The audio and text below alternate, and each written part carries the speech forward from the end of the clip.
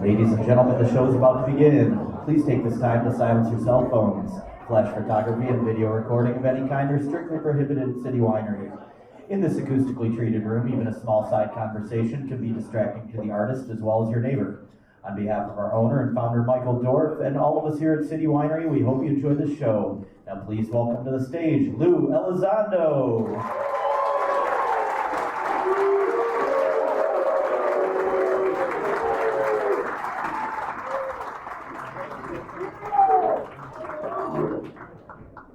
Well, hello everybody. What a fantastic reception, and thank you all for being here with me this evening, and thank you for allowing me to be here with you. A couple housekeeping things first, if I could just take a quick moment. I'd like to thank the staff here for putting this for everybody and having a nice meal for everybody, so if we could put our hands together for a moment.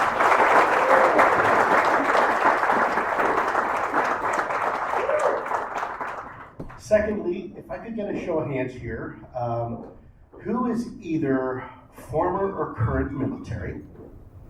Okay, keep your hands up. Who here is either a former or current first responder, like a paramedic or a nurse? Anybody as well? Okay, medical field? Excellent. Who here is a school teacher or has been a school teacher?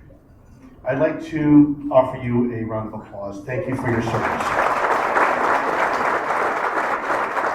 And when I said military, I also meant our law enforcement, so I didn't want to leave anybody out. But thank you very much for what you do and for our society. Thank you very much. So, with that said, boy, we're going to have a neat dinner tonight. We're going to have lots of stuff for you, lots of eye candy. We're going to get into all sorts of conversations about your favorite topic, the UAP topic, and where we are today. Now, I do a lot of these talks, but the topic is evolving so fast that there's so much more information to talk about. So this conversation I'm having with you is actually evolving as we have this conversation. Things are happening even today. If you saw the newspaper article in The Hill, Congress and the administration, politics aside, but the new administration is taking this topic very, very seriously. So I'm very optimistic that we're going to begin to see some real transparency here. Also, at the end of this presentation, we're going to open it up for questions. There's no restrictions. You can ask me anything you want, and I will give you the answer. And if I don't have the answer, I will tell you I don't know, or I can't tell you because it's classified. But there's no questions off the table. So I just want to make sure everybody here knows. Can everybody in the back, can you hear me okay? Okay, great. Thank you. I just want to make sure everybody can hear me. So let's go ahead and start the presentation because we've got a lot of stuff to cover. And by the way, what you're going to see here, in some cases has been presented to Congress. In some cases have been presented to former cabinet officials when they were in office. And I think it's fairly relevant and it should be eye-opening. A lot of the stuff you're going to see here tonight, we haven't really discussed publicly. And hopefully it will spark some conversation with you all. So with no further ado, let's do a little test here before we start getting into the actual UAP stuff. I'm going to show you a slide, and I'd like you to kind of think to yourself, what do these individuals all have in common? Take a moment, take a look. These are individuals that are separated in some cases by millennia, right? Thousands of years apart. Different continents, so geographically they're separated. They're separated by race and religion and sex. So what do these people have in common? Good, that's right, cutting edge. They challenged the status quo. They were willing to step outside of the accepted norms of society at the time. And for those of you who are teachers, who raise your hands, this is very important because this is how you do real academic research. This is how you do real scientific research. It's actually thinking outside the box. It's being willing to challenge the accepted norms of what we have been told as a society, right? And be willing to stand up and say, you know what? I don't think so. I like to add this in here for my fellow academics who have heard time and time again, trust the science.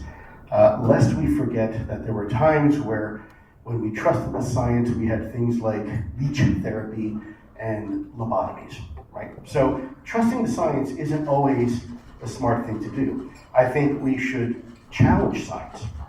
And I think we should always ask the hard question. Be okay with asking the hard questions, not only to ourselves, but amongst our peers and our friends, because that's how we advance as a society.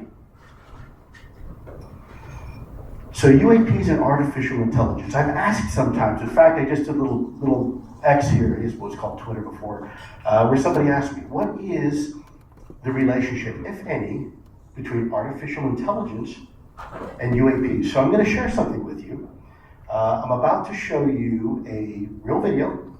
This was provided to us by an Army officer. I'm not going to say where exactly it was taken, but it was taken on a military base where you're not supposed to have cameras.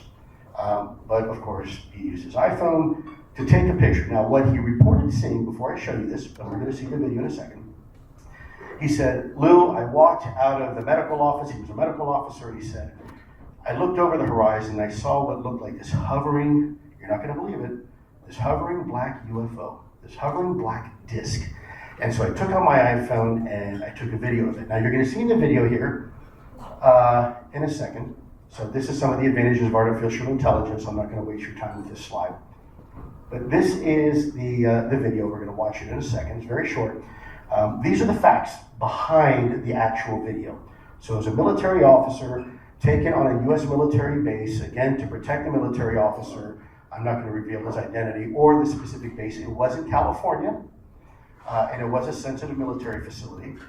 And the video is legitimate. Now you're going to see, because of the compression issue with the video, you're going to say, well, that's kind of grainy, but we actually did a still of this, and you're going to see something. So this is the video, and you can see, if you zoom in, there's going to see a little kind of a black thing out there, and you really can't tell what it is when you're looking at the video. But when you freeze the video, whoa, right? Hey, you're right. That looks like a black disc of some sort. I have no idea what that is, but that is strange. Now, he reported it, this object kind of hovering in the distance, completely silent. So what we did is we actually applied an artificial intelligence algorithm to try to figure out what exactly is going on here. So we applied the AI, and what it did is it noticed that there were some objects in the background that were not consistent pixelation-wise with the objects, the shapes, the geometry of the foreground. Now, the video was not manipulated, and it is a real video, but something here is a little bit off. And then what we did is we asked the AI to look at the object itself, and it noticed something that the human eye couldn't pick up. What appeared to be some sort of either landing gear or protrusions or something coming, extending from this thing. One might expect some sort of perhaps landing gear, I guess. So we asked the AI, okay, in your best capability, so to speak, what are we looking at? Well, the objects in the background are likely a C-17 Loadmaster cargo aircraft, also an F-35 Joint Strike Fighter with an 85% certainty, and then what appears to be two other aircraft kind of crossing in the background. So what we're looking at here is a flight line on a military base. So then we asked the AI to give us its assessment of what it sees over here. And by the way, yes, there is protrusions coming from this object, whatever it is. That's what it is. That's right. It's an Army tent doing air flight operations on a military base with the sides rolled up. That's what the Army officer saw. So why is that important? Well, because when you are briefing members of Congress about the reality of UAP, you have to be very, very certain that what you're briefing is actually legitimate. Now, you can imagine if this picture got out on the internet some time ago, right, out into the ether, and all sorts of conspiracies would be generated from that. Oh, this is one of the best videos ever of a UFO. Nope, it's a 10, right? So that's important, and we have to be our own worst critics. So keep that in mind. So before we get really into the UFO topic itself, I'd like to do a practical exercise with you all. And no one's being graded. Well, yeah, you're going to be graded, but it won't count. So I want you all, quietly, silently, think of a ship. Okay. I want you to think of a ship. Let's wait a couple seconds here. Ship, ship, ship, ship, ship. Okay, now, don't raise your hands. There's a reason. Who thought, again, don't raise your hands. Who thought of a sailing ship or a cruise ship? Give yourself a D. How many thought of an airship, a blimp, a dirigible? Hopefully you're learning your lesson here, right? Don't show your hands. Give yourself a D plus. All right, who thought of a spaceship, a starship, something like that? Right? That's what I was thinking. Give yourself a C minus. How many of you thought of censorship, friendship? I didn't ask you what type of ship. I just said in your mind, think of a ship, think of a ship, right? And so what I'm showing here is the analytic bias that we are all subject to as human beings. And so we have to be very careful. When someone says to you, what do you think about the topic of UAP? Well, what do you mean? That's a huge topic. And we all have these preconceived notions and narratives of what we think a UAP or a UFO is. And we change, of course, the definition so often from UFO to UAP, and now UAP has changed several iterations as well as far as its definition. So we are as being a human being, we are products of our own bias. And we can't help it. That is it's human nature to be that way. But we have to recognize that urge to jump to some sort of conclusion. So let's talk about social stigma, something that anybody who's following UAP or UFOs knows something about. The taboo of the topic itself, right? UFOs and tinfoil hats and Elvis on the mothership and little green men, right? Well, we're going to talk about that. Let's talk about the prefix, the Latin word para. Okay? We use it often in the English language to describe things. And it means, by definition, above or beside. So, when I say the word parachute, what do you think of? Any of my former military folks will tell you, right? It kind of reminds you of something like that. Helps you hit the ground with a thump and hopefully not a thud. And generally, it's kind of a good thing, especially if you are in the military. And if I say to you, paramedic, what comes to mind? Remember, I asked you here, who's been a first responder, right? Heroes. Think of a medic, a lifesaver, above or beside you that's providing life-saving support. And that's what we think of, right? Paramedic. So let me ask you this. When I say the word paranormal, what do you think? Right? You know what happens? Half of you look at me with your head cocked slightly, kind of like my dogs do when I ask them a question, right? And they have this sly little smile, maybe like, what do you mean paranormal? I mean paranormal. What I mean is that there's no difference between the word parachute, paramedic, and paranormal. The problem is that society has told you that the word paranormal means something like that. Okay? Something that we don't understand. But I would submit to you, everything in science, in the history of human existence, was once considered paranormal until it becomes normal. Your cell phone, your laptop computers, any of you that work from home and use Zoom, all that was considered magic at one point. Now it's routine, isn't it? Concepts historically once considered paranormal, and this is important when you're having a conversation about the UAP topic, because everybody lumps the UAP topic as being paranormal. But is it? Lunar eclipses, solar eclipses, they were considered paranormal. The Mayas and the Aztecs would predict these with such certainty that they could use it to influence their populations. Photography, the Yanomami tribe.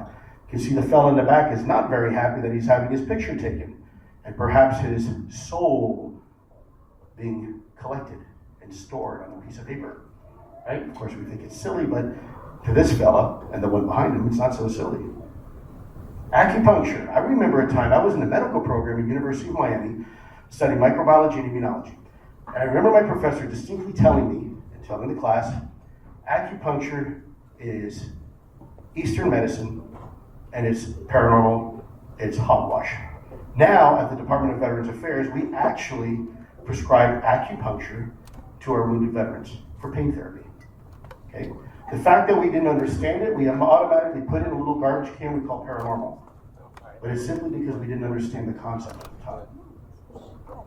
Tonic immobility, hypnotizing chickens, right? Ooh. Okay, the reality is this is a biophysical capability, and it's also an aspect of a lot of animals share. Sharks, when you turn them upside down, they get very, very kind of quiet and calm. Same with alligators. Chickens have the same thing. It's just tonic immobility. It's a biological reaction, and it's neurological. It's not paranormal, folks. It's just biology. So now we've talked about some of these definitions we have imposed upon ourselves, but let's look at now some of the limitations we as human beings have innately. All of us, every single one of us. I don't care where you're from. I don't care what race, religion, color, sex, anything you are. We all are limited by these couple things. You have your quantum mechanics, dark matter, and the multiverse, right? These are concepts that lie beyond our current understanding of the universe. There was a time we thought that all of the universe followed the same rules and principles, and this was brought by Newtonian physics by Sir Isaac Newton, right? Force equals mass times acceleration, and things like gravity, 9.8 meters per second squared. Then along comes some guy with crazy hair named Einstein and says, well, actually, believe it or not, space and time are connected. In fact, the fabric of space itself and time is flexible. You can compress it, you can stretch it. And if that wasn't mind-bending enough, along comes quantum mechanics and says, believe it or not, everything you've been told before is wrong. In fact, you can be in two places at once. In fact, there's these things called duality principle. There are these things that occur at the very small level of our universe that fundamentally shouldn't happen, and yet that is the way reality actually is. So let's talk about our 5 fundamental senses by which we judge and look at the universe. 5 fundamental senses. You touch it, taste it, hear it, smell it, etc. Anything beyond that we can't interact with. We have to have equipment and technology that allows us to do that. So for example, vision. Everything we're seeing here this evening, this wonderful table and the wonderful dinner and our friends and families and the wine and the beautiful candles on the table. Everything here we are perceiving through a very, very, very narrow lens of the electromagnetic spectrum we call visible light, electro-optical spectrum. 0.0035%. That's not 0.35. It's not 0.035. 0.0035% of the entire electromagnetic spectrum is all we can perceive. Anything above that or below that, we will never know it's there. If you had cell phone vision, where you could see in Wi-Fi and perhaps AM and FM signals and look at things such as GPS, you would see an entirely different reality around you. And yet, because we are limited in what we can perceive, this is all we have to judge nature around us and our reality, our current paradigm. So here's an image of using an optical telescope versus infrared. You can see a whole lot more, and that's just one piece of the spectrum right below vision, right before we can see into the red band of the electro-optical spectrum.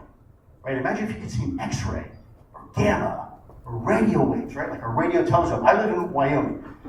Beautiful unoccluded skies. Come to my house sometime, take a look at the stars, and we'll sit there and just marvel at it. Now look at that same piece of sky through a radio telescope.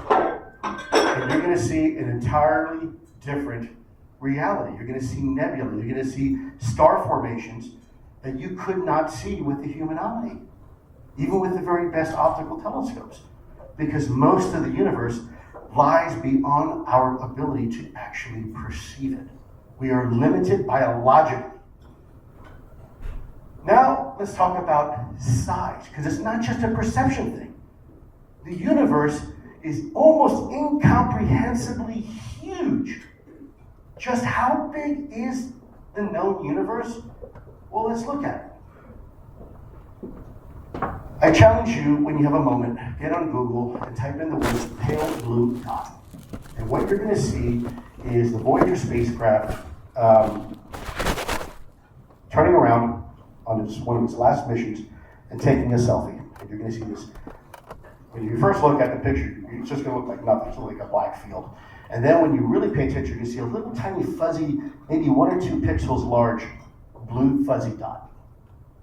Everything you've ever learned, every person that's ever lived, every person that's ever died, every war that's ever been fought, everyone that's ever loved anyone or hated anyone, all lived and died and are still on that tiny little pale blue dot, and that is Earth. Floating through the vastness and vacuum of the inky blackness of space, right? And what happens when we look at a particular part of the sky with our telescopes that seem to have nothing there? We find, okay, that little part there, that's total blackness. There's no stars, no galaxies there. Let's take a look at the James Webb telescope or one of these other telescopes, Hubble, and let's see what we can see. We see galaxies with trillions of stars, even in the spots where we can't see anything. No, those aren't stars, those are galaxies. Each galaxy with hundreds of billions of stars. So let's talk about the number of stars in our observable universe. More than 200 sextillion, or 200 billion trillion stars. Okay, that's kind of a hard number to fathom. So what does that actually mean? It means there are more stars, and let me caveat this, in the observable universe. Here's a difference. There are more stars in the observable universe than there are grains of sand in all the beaches in all the world combined. And that's just the observable universe. Wait a minute, you mean the universe is bigger than that? Absolutely. In fact, it's more than 10 times bigger than that, astrophysicists assess. That little circle is basically estimating the visible horizon of our known universe, right?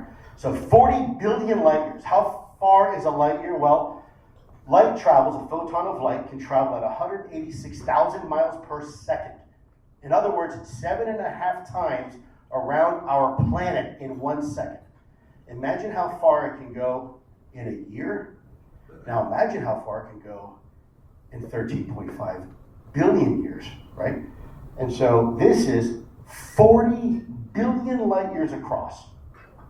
And scientists estimate that's only 10% of the actual universe, because the universe is so big and so huge and expanding so fast that light from anything beyond that will never reach Earth. That's just our visible horizon, folks. So let's do a little math here. That is how big our observable universe is. Again, not the size of the true universe, the observable universe.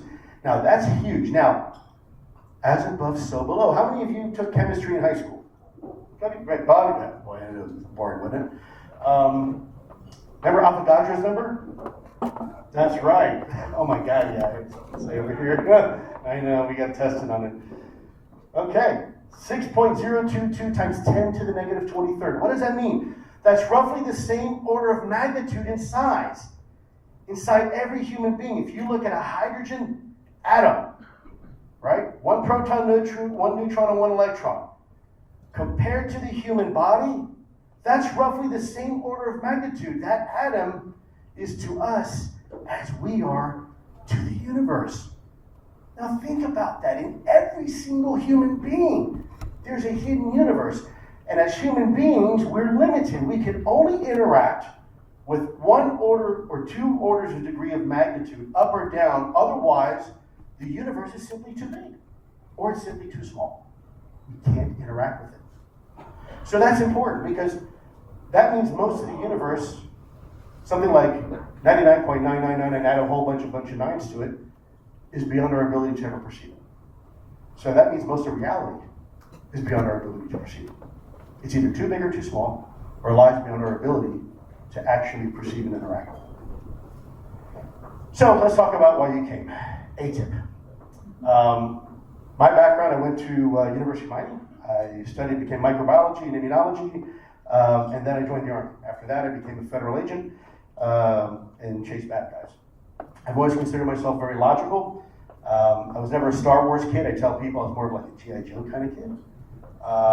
Wasn't prone to flights of fancy. I've always been a disciple of the scientific method. I still am. And when I was a special agent, I was just a facts man kind of guy. Wasn't interested in suppositions and innuendos or what people thought. I wanted to know what the facts say and what does the data say. What does the data suggest? And this is the same approach we took in AATIP. What is AATIP? We can talk a little bit more about it. But it was a program that was established by Congress, pushed down to the intelligence community, the Department of Defense, in order to investigate, that's right, UFOs.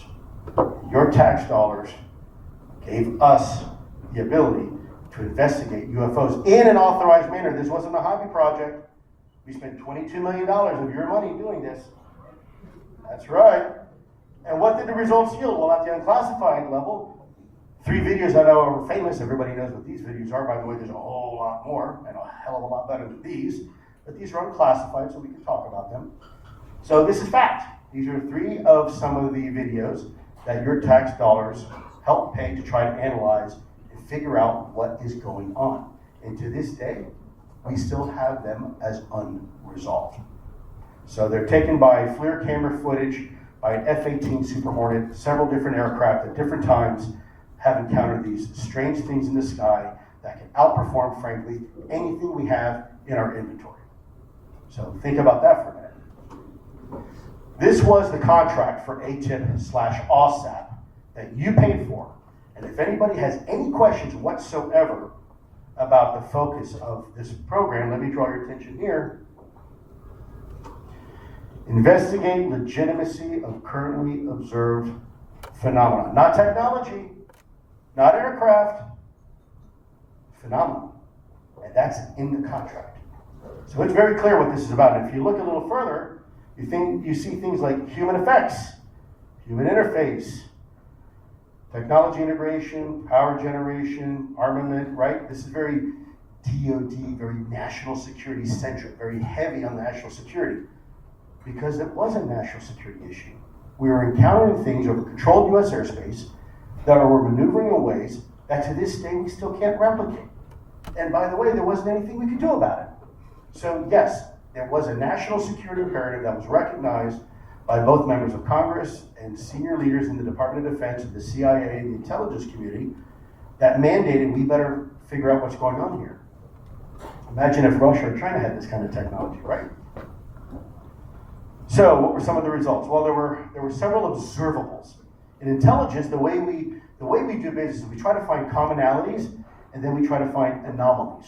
So you look at the way things normally work, and then what you do is you separate those things that you see that are not operating typical of other technologies that you have in your inventory. So in this case, it's instantaneous acceleration, hypersonic velocity. What is hypersonic velocity? Speeds in excess of Mach 5. What's Mach? Mach is the speed of sound, roughly 768 miles an hour at sea level, plus or minus. So 5 times the speed of sound. You have here, well, I hate to use the word anti-gravity, it's a bad word in science, but we don't know how to explain it. Things that can fly without wings and without any obvious signs of propulsion. Low observability, think of stealth, but in this case, even with the human eye. And transmedium travel. And lastly, biological effects, which we'll talk about. We didn't publicly ever discuss the 6th observable, which was biological effects, until recently. It was a bit of a big pill to swallow for a lot of people. Now, we did a lot of studies on it, but we really didn't talk about it because it made people kind of uncomfortable, especially senior leadership in our government. So we focused primarily on the 5 observables, and only recently have we been talking more about the 6th observable a little bit more openly to the public so they could kind of understand what we were trying to achieve. So why are the observables important for national security, right? It's not just a curiosity. Oh, gee, look, that's interesting. Something we find in kind of a weird way. No, there's reasons for it. Okay. Instantaneous acceleration. Now, what do I mean by instantaneous acceleration? That is the ability in a sudden change in velocity, being able to go from point A to point B and change your velocity very quickly. And the way we experience these forces as a human being or as an aircraft is through something we call G-forces. A G-force is if you will, it's the way we experience gravity. I'm standing here right now, like all of you, kind of sitting down. We experience Earth's gravity, 9.8 meters per second squared, as 1 G-force.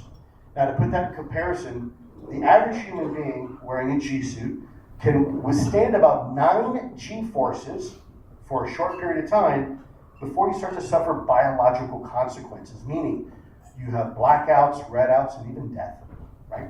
So let's compare that to some of our most sophisticated technology we have in our inventory. Let's look at the F-16. It's an older aircraft, General Dynamics, but still one of our most highly maneuverable aircraft that we have in our inventory. Very, very maneuverable. That can pull at the unclassified level about 17 to 18 Gs before you start experiencing structural failure, meaning you have wings begin to snap off and disintegration of the airframe. What we are seeing with these UAP is not 20 Gs, 19 Gs, in excess of 1,000, 2,000 G forces, well beyond anything biologically to withstand, and certainly beyond our material science capability to be able to reproduce. So that's a big deal. And if you understand that, you can reproduce that, you have an advantage over your enemy for things like thrust vectoring and G-force protection. It, obviously on the battlefield, that's a heck of an advantage. So yes, your tax dollars were being used to try to figure out who has this technology and how can we do it ourselves. Hypersonic velocity, I just described that, right? Mach 5 or above. Now, do we have technology today that can do hypersonics? Yes, we absolutely do. A lot of you read the news, you hear about hypersonic missiles.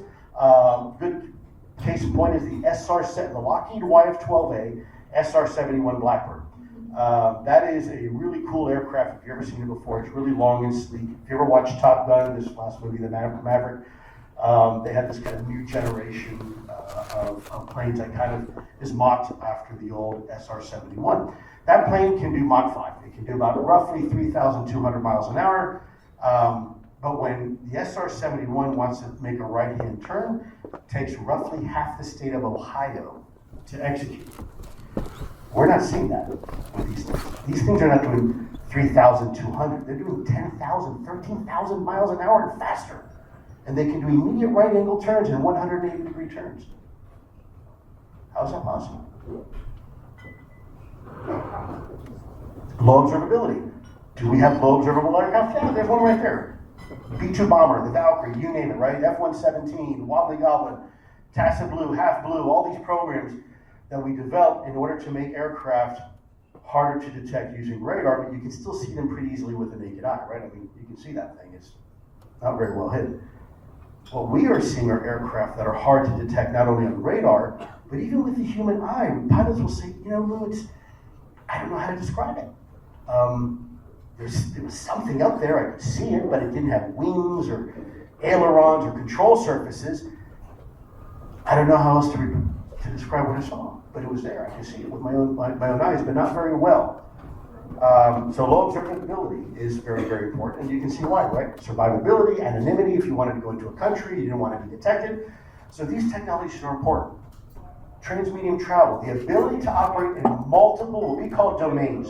Think about it as environments, right? Think about the ability to fly in a plane that can all of a sudden turn into a boat that can all of a sudden go underwater like a submarine, right? That would give you a heck of an advantage, wouldn't it? That would give you the ability to do things that you normally can't do with normal technology. You need several pieces of technology. Now, do we have transmedium vehicles? You betcha. Give you a case in point, a seaplane. A seaplane can fly and can float. But let's face it, a seaplane is neither a really good airplane and it's not a really good boat. Why? Because it's a design compromise. By nature, anything we want to operate in more than one environment, you have to do design compromises and performance compromises to be able to achieve that. That's why when you look at the space shuttle, sure, it can go in outer space and it can glide down, but it's not a very good plane. It kind of comes down like a brick and you got one shot at landing it, right? So that's why transmedium is so important from a national security perspective, because it will give you an advantage on the battlefield. Imagine if you had a plane that could shoot out like a torpedo and all of a sudden now fly like a plane. So anybody who had that technology, that's pretty important. It's something we would want to know how to do. And of course, the bad word in science, which I said, anti-gravity. For any of you scientists out there, I'm going to pretend I didn't say that, but that's what we use. What does that mean? That's really just a vernacular to describe the ability to defy the natural effects of Earth's gravity without the associated technologies involved.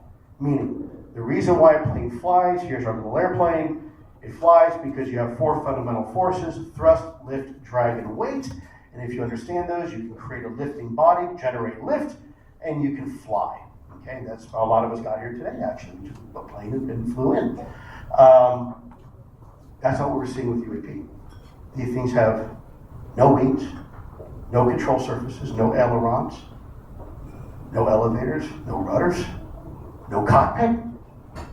Nothing that we would normally attribute to something being able to fly, and no obvious signs of propulsion.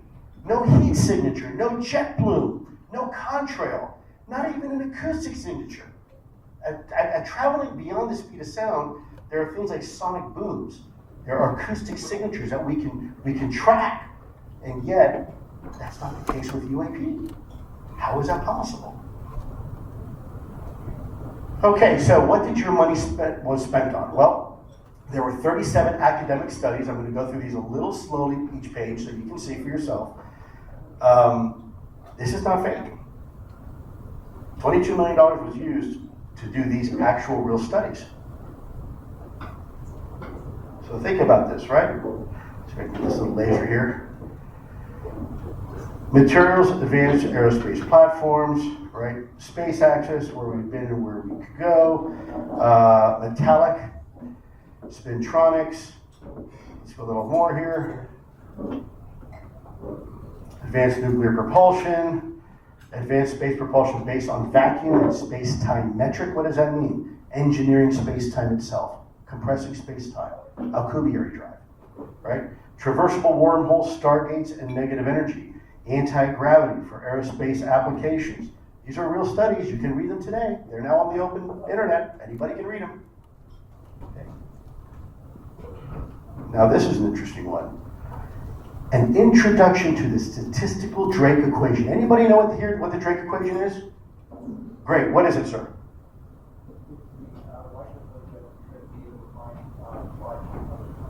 That's right. It is the likelihood, statistical likelihood of intelligent life being in our cosmos. It's called the Drake equation. Why was the U.S. government spending money studying that? Right? It's not because of Russia and China, folks. Negative mass propulsion, right? Look at some of these. Ultracapacitors, right? Quantum tomography.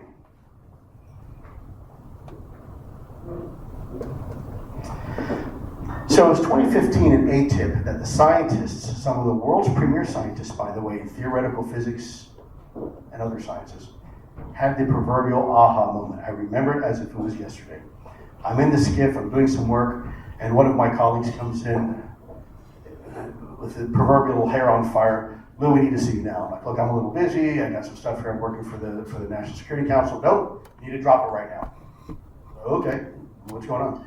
Went into a skiff, and for about 3 hours, they started writing down an equation, mathematical equation. And at the end of that, drew a line. He said, boom, here it is. And it was number 1. I said, I don't know what that means. I mean, I got up to Calc 3 and I almost failed twice. But I didn't know what it meant. And basically, the scientists looked at me and they said, we have now realized that every one of those 5 observables that we've been trying to desperately figure out the different exotic technologies responsible for each one of those is really a result of one technology, not different ones. And in fact, if you can master this one technology, all these other observables now become possible. So that was a huge kind of this aha moment for us. We're like, oh my gosh, after all this time, we realize it's not all these other technologies you need. You just need to understand physics from this one perspective. So we'll talk about that. In order to understand the aha moment, you first have to understand what gravity is. And I took physics. I'm not a physicist, but I'm sure there's maybe some physicists in here. We all look at gravity and we think of Newtonian physics and the apple falling from the tree and saying that's gravity. That's not gravity. It's actually an effect of gravity.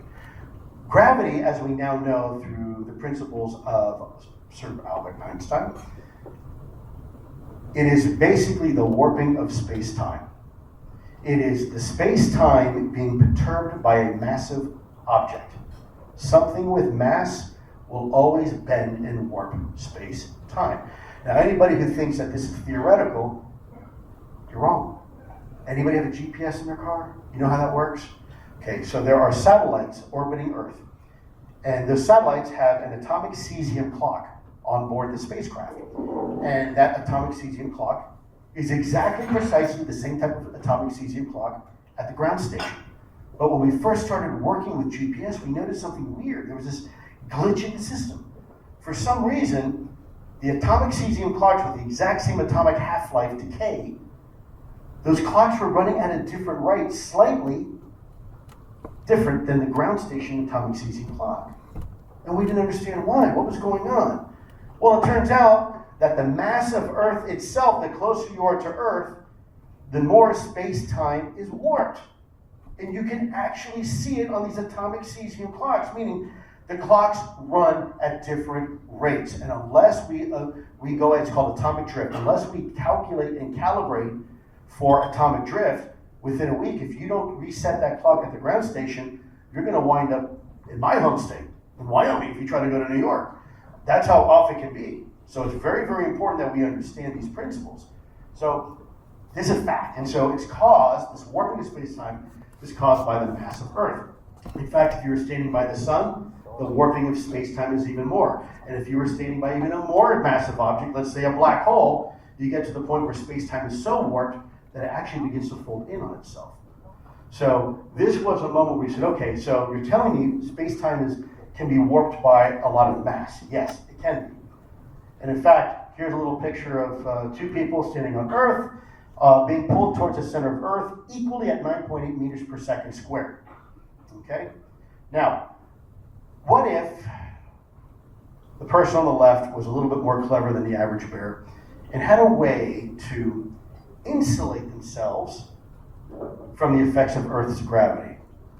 Well, for one, not only would you not need wings and an engine to fly because gravity doesn't affect you anymore, but actually the way you experience time inside this bubble you have created for yourself is fundamentally different than the way we would experience space-time outside the bubble. Now, what else does that do? Well, it may even explain the morphology, the shapes of UAP that people are seeing. And this is all part of the aha moment. By the way, this is not World According to Lue Elizondo. These are some of our best physicists in the government, your government, that came up with this. Right? So let's talk about how is it that this whole thing about mass and warping space-time has anything to do with UFO shapes and sizes? Well, let's get to that.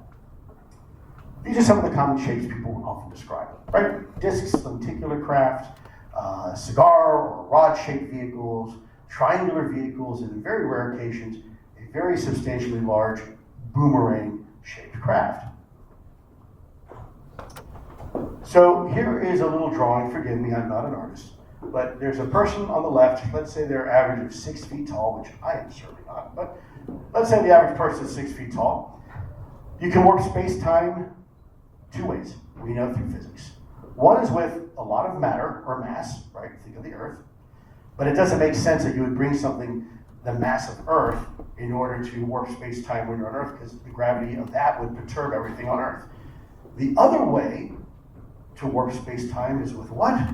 With energy, exactly. And we know that because of Einstein's E equals mc squared. People don't realize how important that equation is. It means that energy and mass have a fundamental relationship with each other. They're actually coefficients of each other. And one can think of actually mass and energy. Think of, well, you're all drinking some glasses of water here. Think of ice as being mass, as being matter. You can touch it, you can feel it. Think of energy as being steam. They're both made of water. They're both water in essence, but they're in fundamentally different states. And that's why when you take matter and you annihilate it, you get pure energy. When you take energy, you begin to slow it down and condense it, you begin to start getting subatomic particles. There's this very intimate relationship between the two, and so both mass and energy can warp space-time. The problem is that you need a lot of energy to do it. And I need a lot of energy, and we can talk about that in a minute as well. So let's say you wanted to create a bubble around you. You say, I'm going to create a bubble around me that's going to warp space-time, and I'm no longer going to be affected by gravity. The way I experience space-time is going to be fundamentally different than the way you all do it. Think of a diving bell, and I'm going to ask you all a question here. This is not a trick question. So those of you in geometry probably will answer this pretty quickly. If I wanted to create a bubble, and I wanted to create a vehicle to fit inside that bubble, think of a diving bell, right? I want to be protected equally on all sides when I'm in this bubble. I want to have equal distance. I don't want to have any part of my vehicle or myself outside the bubble when part of me is inside the bubble, because all sorts of bad things happen. We can get into that if you want, but there's instant disintegration along that terminus there, and bad things happen. So, what is the only shape in geometry that will ensure I am protected 360 degrees all around me, every direction, inside that bubble? Anybody? Sphere, you got it, circle. Right? So here we go, here's our energy device. We have this object, we have a super energetic source in the middle of our bubble, and we've got this vehicle we're going to build around 360 degrees all around us. Now, what is a two-dimensional representation of a sphere? Disk. That's right. Circle.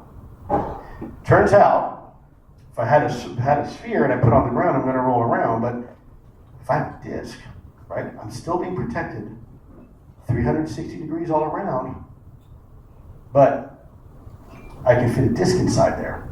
Now, the problem is that bubble is limited. I can only make that bubble so big with so much energy, 43 feet. But that's not very big, right? Think of a sports car. You put 3 people in it, maybe like a Corvette, right around town. But really, I'm limited in size. Now, there is a Navy saying, how many nuclear reactors do you put on a Navy ship? And the answer is as few as possible. Because when something goes wrong, it goes really wrong. Same holds true with this. Now, let's say my family's getting bigger. And now it's not just me and the kids going to soccer practice. No, I've got my aunt and my uncle and my cousins. I need a school bus. How would I do it? Well, turns out we need a bigger car. I can put 2 of these discs together and have interlocking bubbles, if you will. But what is that? It's a cigar, isn't it? It's a rod. It turns out if I put 2 propulsion units on one of these rods, I can, in effect, do the same thing as I did with a disc, but I have now more room. Right? But guess what? Family's getting bigger. I need something more.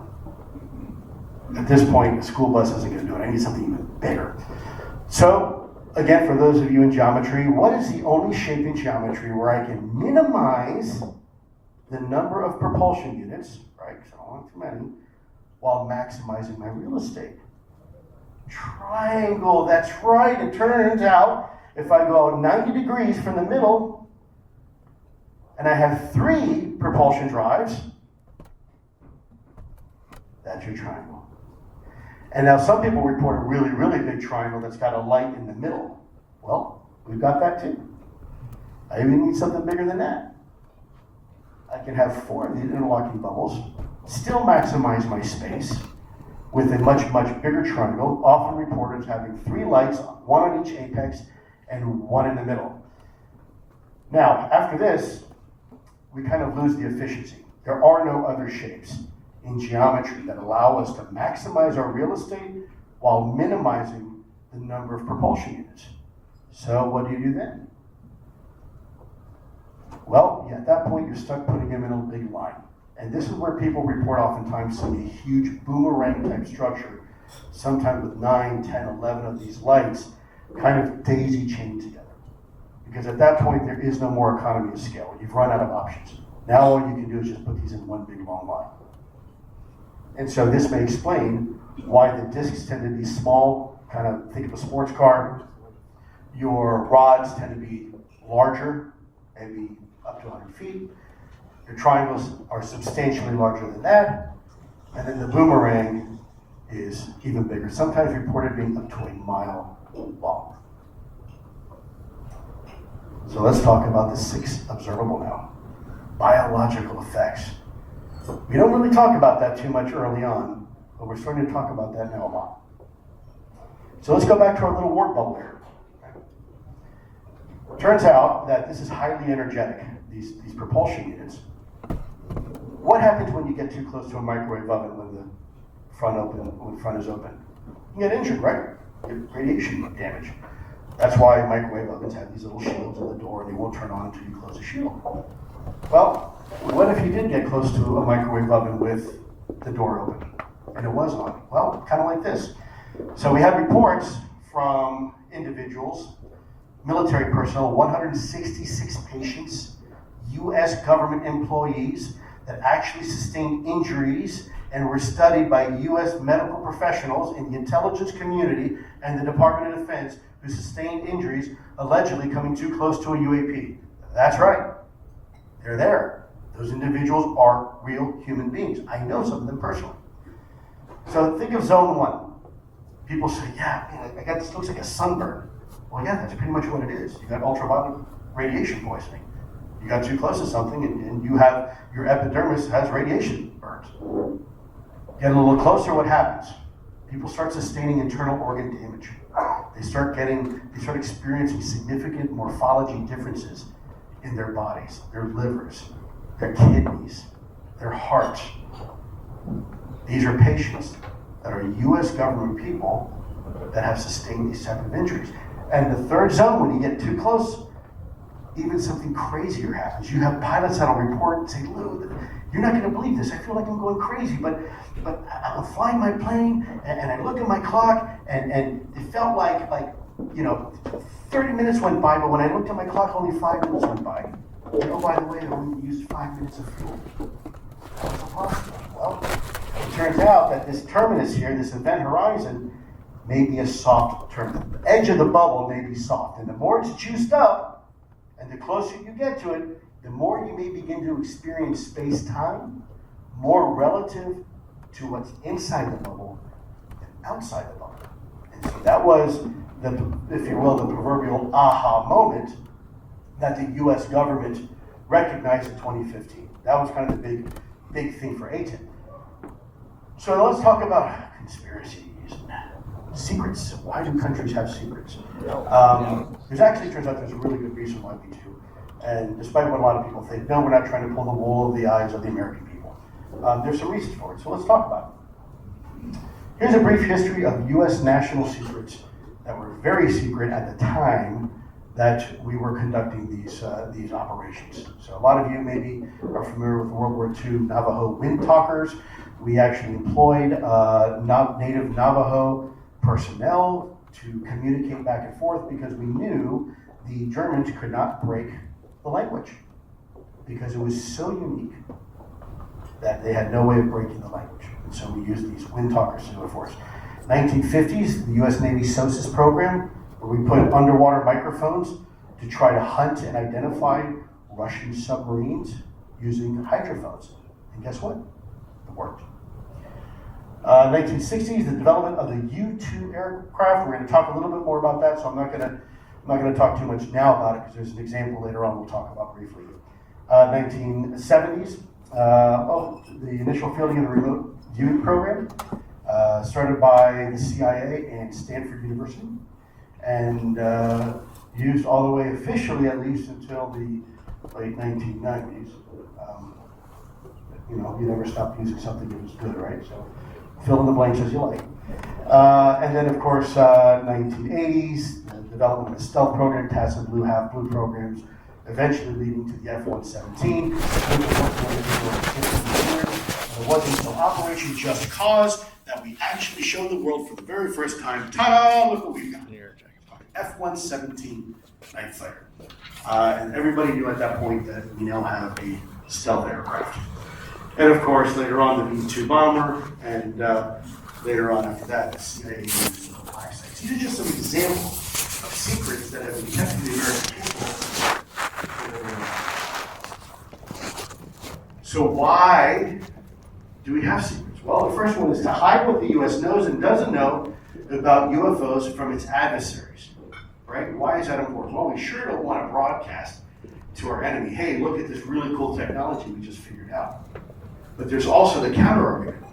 If there's stuff that we don't know or we haven't figured out, we don't want to let the bad guys know that either, right? So there's a valid reason why we keep secrets, especially from our adversaries.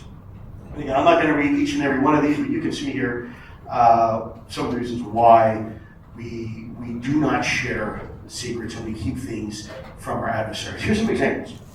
Okay? So over here you see the Boeing spaceplane that to this day is still being used for secret missions.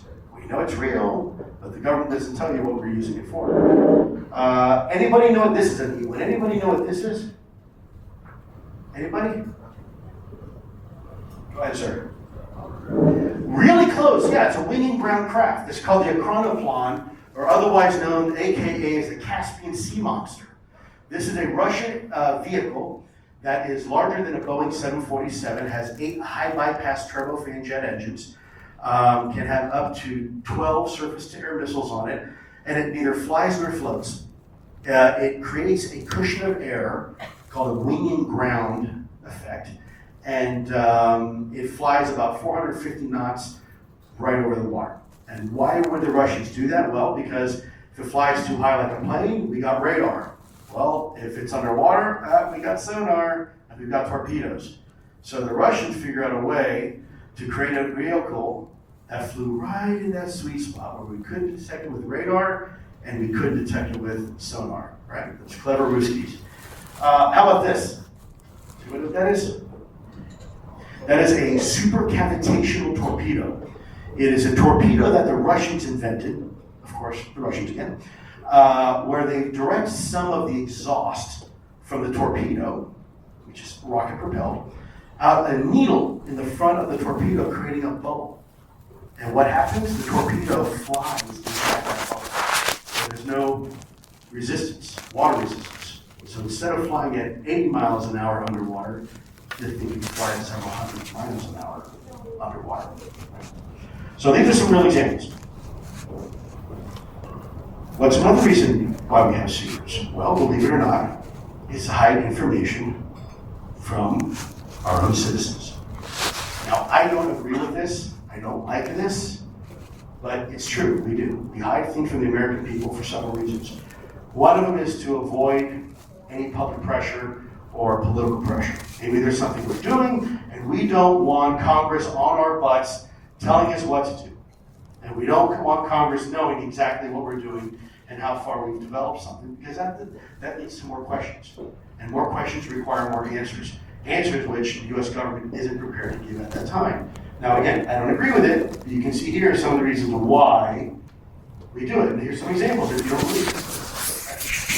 Iran-Contra. We would never do that. We do.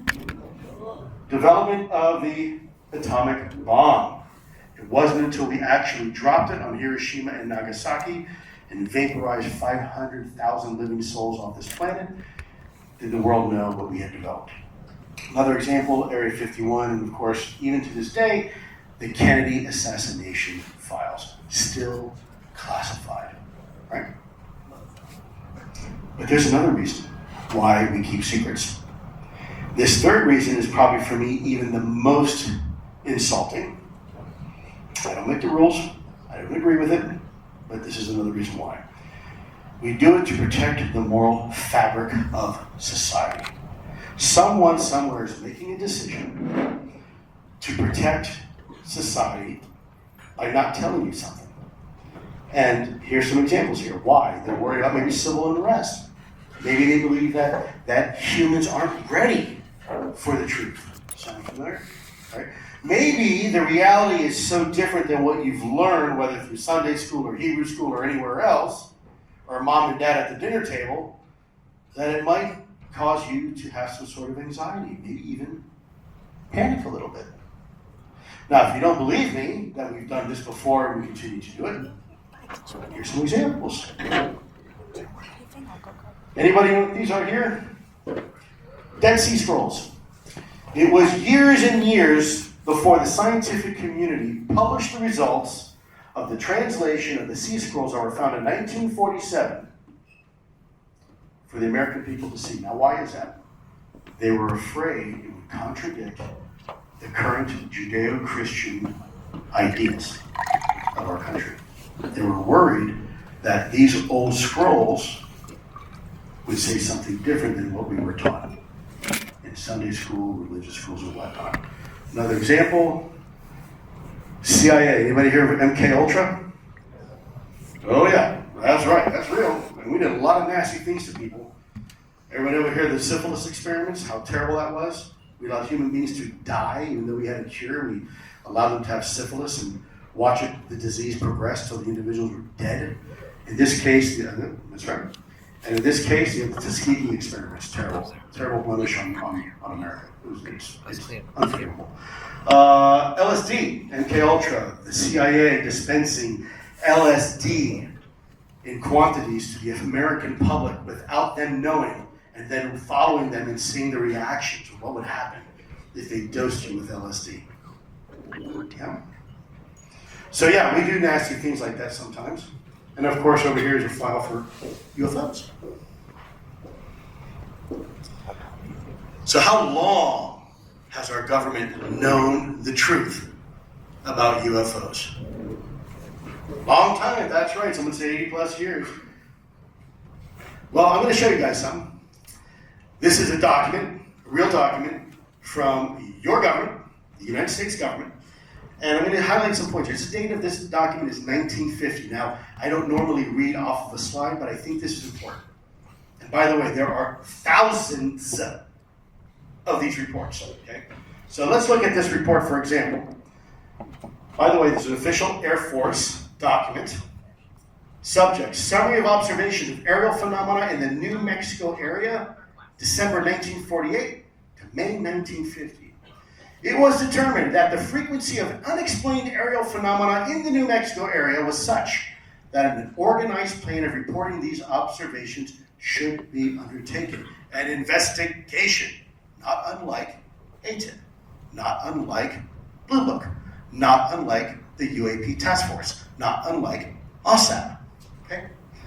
The observers of these phenomena include scientists, special agents of the Air Force OSI, airline pilots, military pilots, Los Alamos security inspectors, military personnel, and many other persons of various occupations whose reliability is not questioned.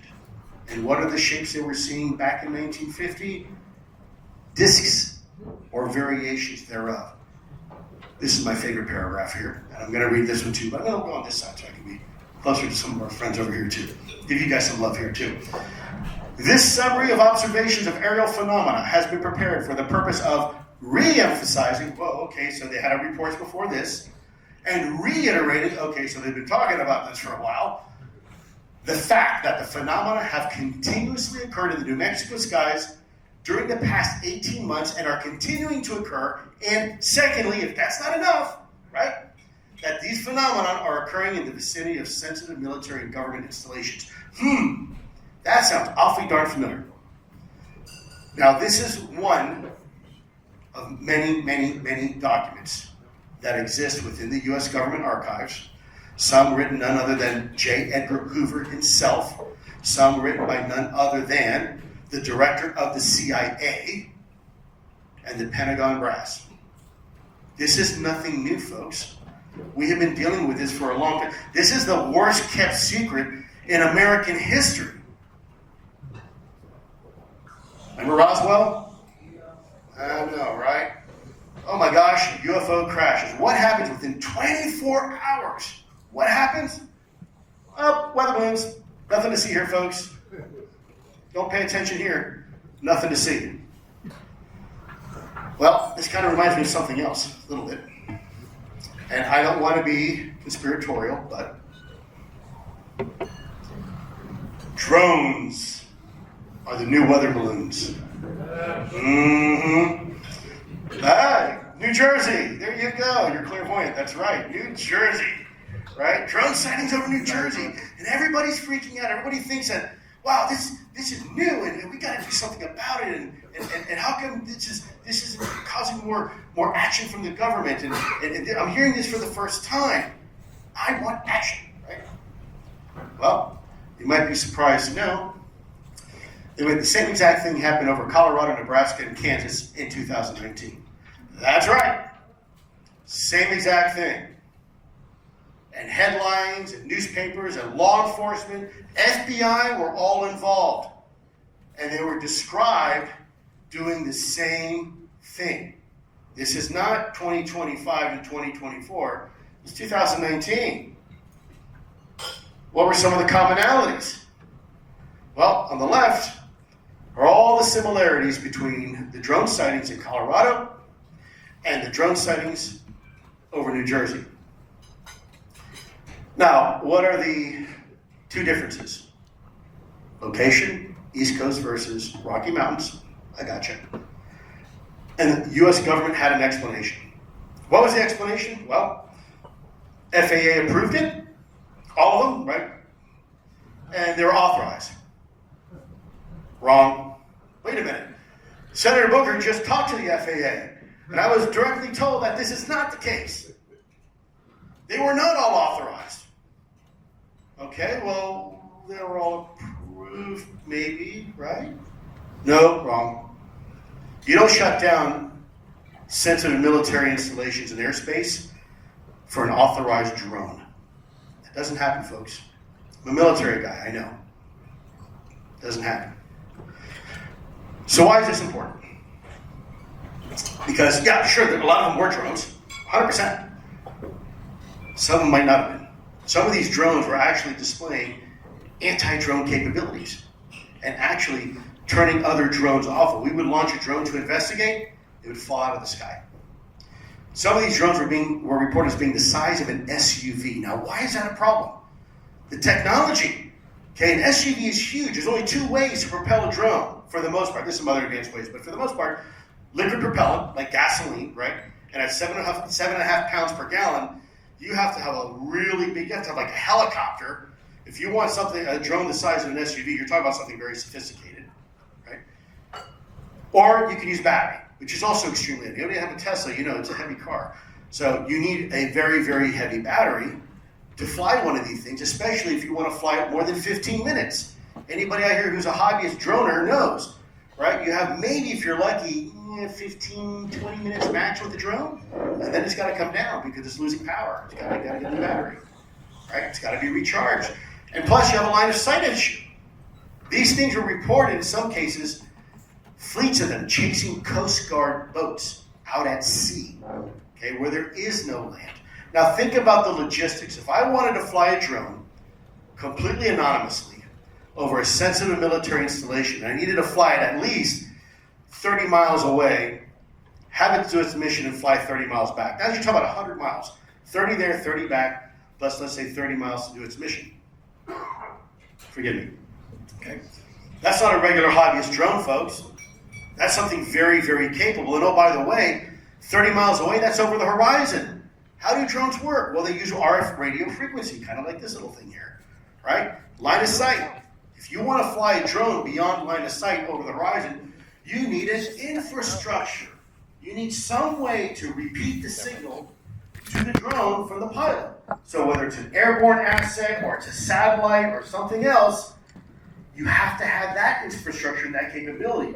You have to find a way to deploy the vehicle. You have to find a way to operate the vehicle without being detected, and you have to find a way to recover the vehicle, all undetected, and be able to service the vehicle and refuel the vehicle. This is not one person flying one of these things. This takes an architecture of electronics and technology to achieve that, right? So when they come out and say all these things are all approved, well, they're not, because FAA already said they weren't. And if they're all just normal routine stuff, you don't shut down military airspace. So here lies the problem. When you're in a position of trust, you're not forthcoming with the American people, you violate that trust, right? You only have one chance, right? It's like virginity. Only lose it once. Sorry guys, but that's the way it is. So what happens? You lose that trust, it's gone. So why is that important? That's why. You have people going up and testifying under oath under penalty of law I will go to jail. My colleagues will go to jail. If you catch us lying up there about something in front of the American people testifying under oath, it's called perjury. And by the way, I do not, for the record, look good in an orange jumpsuit. So, and my colleagues before me, right? Who do you have up there? Forget the goofy guy here. You have here a senior NASA official. Over here, an admiral. By the way, deputy director of NOAA and a Navy admiral, right? All going on the record telling you what's going on. And then what? Your advocate, a journalist. That's right, Schellenberger. All these folks testifying under oath. And before that, who did you have? David Grush. And what happened within 24 hours of David Grush coming out and telling the truth to the American people? 2 people at the CIA decided to leak his military medical records and try to use his PTSD against him. Shame on them for doing that. And that is the retribution people today, like us, face when we want to have a conversation with you. Now, I don't want to be overly dramatic here, but as one of my colleagues who travels with me will tell you, I fly with a bulletproof vest. I shouldn't have to, but I do. Why? Because I've received threats. My family has received threats. My local law enforcement is aware of threats against people like me for doing what? Tell me the truth. That's it. And I haven't told you any secrets. I haven't violated my national security oath. By the way, I still have my security clearance. I haven't violated it. Why should we have to be worried about our own personal safety and that of our family just to have a conversation with you? We shouldn't. And I think that's changing, and it's changing because of you. Each and every one of you who are finally taking this conversation seriously. It doesn't matter. Look, whether your government has already said UAP are real, whatever they are. You want to think they're from China or Russia, fine. But they're real, whatever they are real things, and they are coming into our controlled US airspace, and there's nothing we can do about it. That is a problem. If it was Russia or China that had that ability, we would have a very, very significant issue on our hands. In fact, it'd probably be the greatest intelligence failure our country has ever had to endure, even eclipsing that of 9/11, and I lived through 9/11. So I think the time has come for our government. You've seen some of the historical documentation here. You've seen some of the past and our involvement in this topic. Some of our scientists are finally coming forward. There is a documentary that's going to be coming out that has some very senior national security officials going on the record for the very first time ever on this topic. I think the time has come. And I think, frankly, as I've said before, I think you deserve the truth. I think America can handle truth. I think America deserves the truth.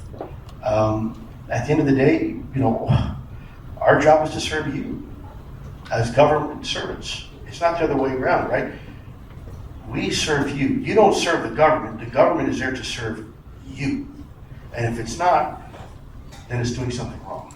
So, with that said, I have been kind of talking now for, over an hour, almost an hour and 15 minutes. What I'd like to do, if we can, is turn this over to some questions, because I know a lot of people have got questions. I can get up here and I can yammer for the next hour and a half, which is probably not what I want.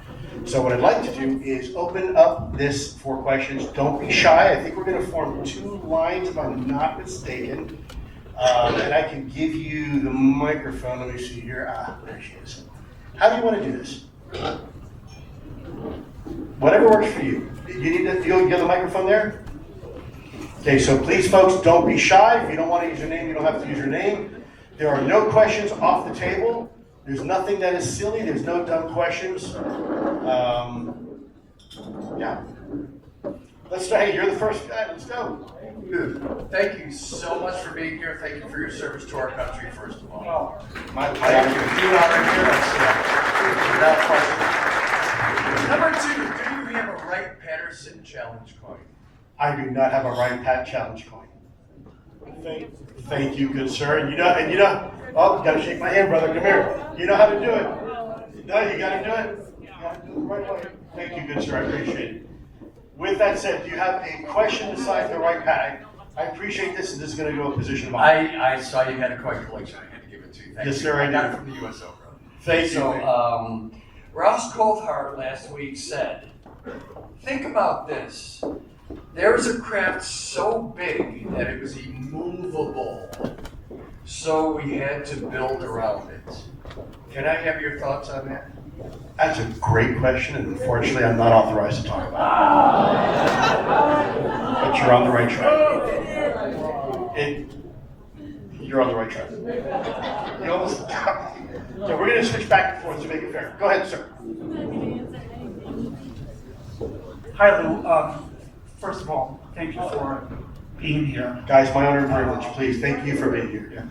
The question that I have is, during the November 2024 congressional hearings, you made a statement that you had signed an NDA regarding some crash retrieval material, and that was fairly recent. And that was like 7 years after you resigned. Can you shed some light as to why you were made to sign that particular NDA? Thank you for asking that question. So I was working at U.S. Space Force at the time. A lot of people think when I left the Pentagon, I left forever. I didn't. I continued to consult for the United States government, and will continue to do so fast. After all, I love my country. And so I was working with the UAP task force at the time at U.S. Space Force with David Grush, by the way. And what I can say is that they required me for that position to sign NDA. And that NDA said I could never talk about crash retrievals. And so it took me about a year process through the Pentagon to be able to say what I did to Congress for the record. And that took a year just to be able to say what I said. But that NDA was executed and it's still sitting in the SCIF. I know exactly where, I won't say it publicly, but yeah, that documentation is still there. And so is David Grush's and a bunch of other folks too. We weren't the only ones that had to sign it, by the way. Yeah, great question, sir. Okay, over here. Hi, Lou. Hey, sir. The question I had was, I know you have a certain level of... Can you all hear, by the way, the questions in the back? Okay, I want to make sure I can repeat them if I need to. I know you have a certain level of clearance and access to information, and you sign an NDA, so you can't talk about everything. You walk right up to that line, right? You don't cross the line. We said that very famously. But very recently, there have been whistleblowers that have come out, first-hand whistleblowers, military officials that have transported UFO craft. Jake Parker, thank you, Jake. Right, and then Jason Long, who's come out and talked about a CE3 type experience that he's had on Nellis Air Force Range. Now, both of those guys must have also had TSSCI clearance. They must have signed NDAs. As special operators, they certainly would have TSSCI. Okay, so how is it that they're coming out now and saying exactly what they've experienced or encountered, and then not having this fear of reprisal? Yeah, I mean, great question. I mean, first of all, I hate to use a cliche, it takes a village, right? It's not just world according to Lue. We need, that's why we've been trying to encourage whistleblowers to come out. And they've already talked to members of Congress, right? So they had this shield of, they've already said, Congress admitted, yeah, they came and talked to us, right? So already you have this layer now of whistleblower protection that didn't exist when I first came out. I just kind of jumped out of the airlock and hoped that, I wasn't going to float off into space endlessly. I think it's becoming easier for people to have a conversation. I suspect there was some approval process they had to go through DOPSR, the Pentagon's pre-publication and security review process. I can't tell you for sure, but I do know several of my close colleagues are actually very close friends with Barber and company and have vouched for them. They're legitimate. If you know anything about the special operations community, these folks tend to really be the best of the best. They are exceptions like me, of course, I'm not, but most of those folks are highly trained and exceptional individuals. They go through a battery of psychological evaluations routinely, polygraph examinations, drug testing. They're a special breed. So usually when you have a special operator come out and they have something to say, people listen. And I think it's becoming a lot easier now for people to have a conversation. Why? Again, back to you, because you all are making it easier. You guys are not snubbing your nose or making fun of them. There's still, you still got a bunch of goofy people on social media there that really aren't interested in the truth. But for the most part, most rational-minded people, they just want to get to the bottom of it and figure out what's going on. And so does Congress. And now, some people even in the new administration do too. Some cabinet member officials. Let's not forget, Marco Rubio, who's now the, if you will, State Department, right? Cabinet member, Secretary of State, was on the Senate Select Committee on Intelligence as a ranking member. And oh, by the way, was briefed by some of these people before. So I think it's getting a lot easier. Great question. Okay, over to this side, sir. First off, you're a hero, so thank you for looking at it. Thank God not. I'm really. I have two questions for you. A quick one and a more elaborate one. One, do you... I'm a Gemini, I like long walks on the beach. Close. Do you meditate regularly? And then two, what can you tell me from your experience definitively about the UFO consciousness connection? So I don't meditate regularly. In fact, I don't meditate. I wish I could. Close friends of mine say it's a great way to take care of PTSD and other things. I don't know how to. I don't know. Not that I don't know how the methodology is. I just don't have the bandwidth in my life.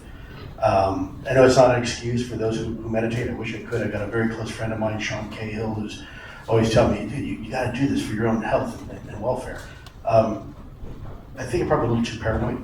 I'm afraid to let myself get into a situation where I'm so relaxed and I'm not paying attention to my environment, maybe. It's not an excuse, maybe just an explanation. As far as the second question you have, I'm aware of the discussion. I'm not prepared right now to go into any type of depth as to the validity of it. But look, let's face it, we're all human beings. We're all conscious beings in one way, shape, or form, right? Case in point, I love my daughters. People say, well, how do you know you love your daughters? Well, because I do. You know, you can't measure it. There's something else besides the physical self, right? So I often tell people I believe we are, and not to get woo or anything, but I believe we are spiritual beings having a human experience. And that's what things like love are all about, right? And things that we can't explain, it's not tangible, you can't put your finger on it, but it's there. And in some cases, it's a reason why a mother will run out in traffic knowing that she's facing sudden death and certain death to save her child. It doesn't make sense, it's not logical. That feeling is so strong that they do it, right? And that's something beyond the physical self. So is it possible that that's not innately just a human thing? Well, look, I've got 5 German Shepherds at my house. I have security problems. But you know, I give them all human names and I talk to them like babies, and that's what we do, right? Because they're anthropomorphic. Oh my God, that's my little parents, and come here, and you know, we talk to them like kids. Why is that? Is it because there's a connection beyond just a physical dog and its owner? Is there some sort of, does sentience recognize sentience? Perhaps. And maybe it's not just a human thing. Maybe if sentience is experienced by animals here, our pets and our dogs and our cats and humans, maybe it's also, you know, out there in the cosmos. Maybe it's not such a unique thing after all. Maybe it's just part of existence, so to speak. So anyways, that's my take. Thank you.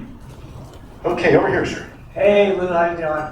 I'm here. Thanks for coming in. Absolutely, thank you for coming in. A little cold here, so appreciate you. I'm coming from Wyoming, so this is warm. Yeah, I'd hit you up on Instagram. I brought the Speedo, so I'm ready to go. Question for you is, I thought long and hard about this. I've seen a lot of your podcasts, and there was one episode. I'm sorry you have to endure that. No, they're great. There's one with our mutual buddy. I'm not like actually friends with him, but Kurt Mungle. Oh yeah. Theories of everything. You were asked a very good question. I think you stumped you a little bit, and you gave your infamous somber answer. And I wanted to kind of dig in there, and I'm like, well, I don't think he can go into too much detail. So I thought of a way to kind of frame it. The question is, knowing what you know about NHI, or the phenomenon in general, if there was a category, right? I think you're holding on to a lot. That's my read out here. I think you're constantly biting your tongue. That's why I look like this. I'm only 27. I think you're tense. I used to be 6'4", long blonde hair. Look at me. You need to just let it out, right? If there was a category, right? I'll let you off easy. If there was a category, right, where it's like something you know, studying an AATIP, whatever it is, something you know, right? And you just have to bite your tongue at night. Go, man, I wish humanity would know this. From a categorical perspective, what would that be? All. I mean, it puts me in a bad spot because there's so much I want to say. But you know, I've always said this before. There's a difference between doing things right and doing things right now, and we only have one chance to do it right. And if you look at the last 7 years, I would submit to you, I could be wrong, but my opinion, We've come farther in transparency and UAP disclosure in the last 7 years than we have in the last 70 years. Now, that's not just because of me. This has been a group, it's because of all of you guys and all the folks that have come out and the whistleblowers and our lawmakers and people that are willing to put their necks on the line to have the conversation. So this has been a group thing, and all boats rise with the tide, so to speak. But look, we're talking about a fundamental recalibration of what it means to be human. That's not easy. There are these moments in our life, and I'll try to make this quick because I know one of my colleagues out here is like, you're talking too much.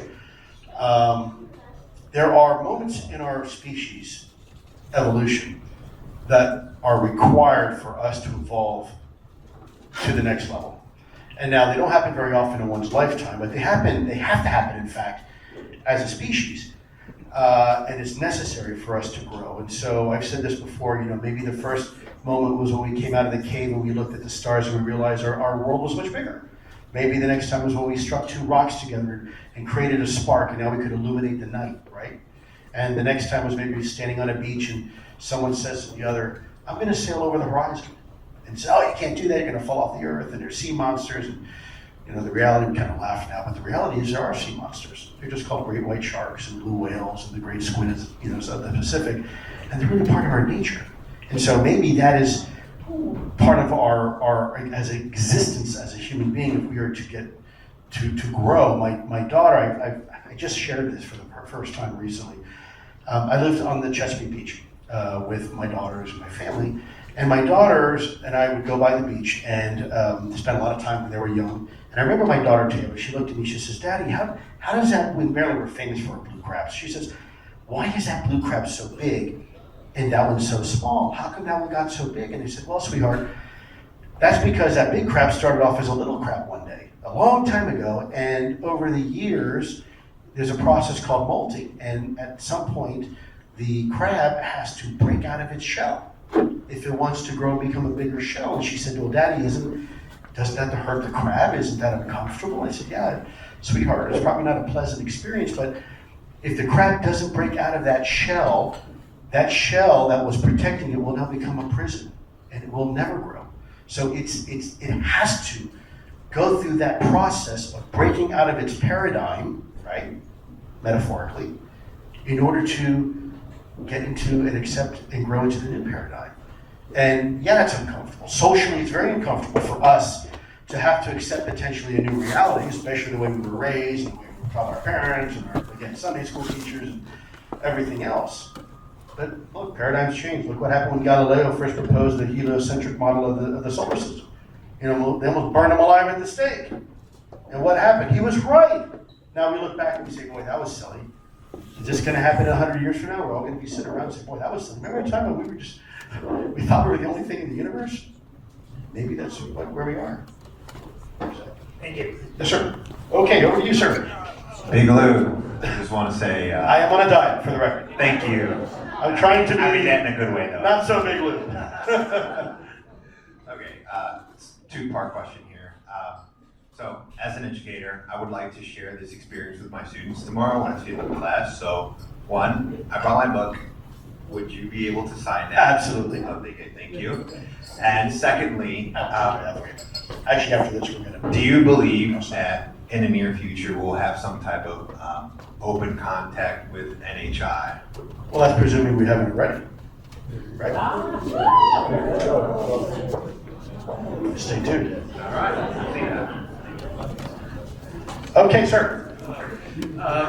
Do you know about the Majestic 12 document? Say again? Majestic 12? I am aware. Is it real?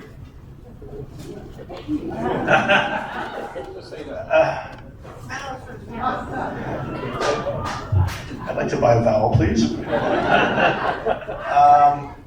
Look, names of programs change all the time. So if I were to say to you right now, is Operation Yellow Fruit real? Well, it's not now. Was it? Maybe at one point. Maybe it's not 12. Maybe it's 27. Yeah. Right? So. How about the 11, 115? Do you think it's... Well, I mean, there's an element, right? We all know about that. Look, there's no new elements in the universe. there's just what I think where people get confused is states of matter and isotopes. There are certain isotopic ratios that are found naturally on Earth, right? If you go to King Tut's tomb, what we found in King Tut's tomb, they found this little dagger that nobody ever paid attention to for a very long time until about 10, 15, 20 years ago. They realized when they did the analysis on the nickel content of the dagger that it was actually made from a meteorite. It didn't come from Earth. Now, how did they know that? Because the isotopic ratio range that were found in that dagger was inconsistent with any isotopic ratio found naturally here on Earth. And so that's how we knew something came from out there versus right here. Earth has a natural range of isotopes.